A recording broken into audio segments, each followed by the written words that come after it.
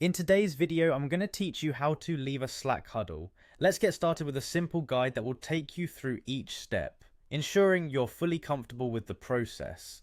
First, you want to navigate to your Slack workspace. This is where all your conversations and channels live, and you'll usually find it right on your homepage. Once you're at your workspace, you need to find the channel or conversation where you want to manage your huddle activities. It's often labeled with the topic or the relevant group you're working with, just to help you stay organized. Once you're in the correct channel, look for the option labeled How to Leave Slack Huddle.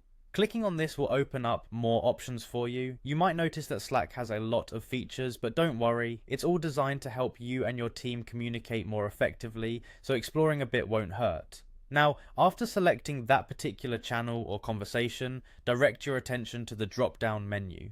This is where the magic usually happens. It's designed to help you access many of Slack's functions, including starting or leaving a huddle. Just click on this drop-down menu to reveal your options. Next, locate the Start Huddle option and click it. A Slack huddle is essentially a new way for your team to have quick, informal voice chats. It's super useful for those impromptu discussions or brainstorming sessions without scheduling a formal meeting.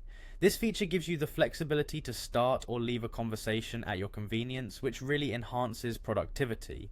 Once the huddle has been started, you may want to open it in a separate window. This step is especially helpful if you need to multitask, as it lets you keep an eye on your huddle while working on other threads or projects.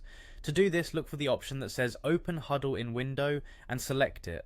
And when you're ready to leave, the interface has made it easy for you. Just click the Leave option and you're done. Remember, knowing how to efficiently manage these huddles can significantly improve your team's communication dynamics. We hope this guide helps simplify leaving a Slack huddle for you. Understanding these processes can boost your workflow and make your virtual team interactions smoother and more spontaneous.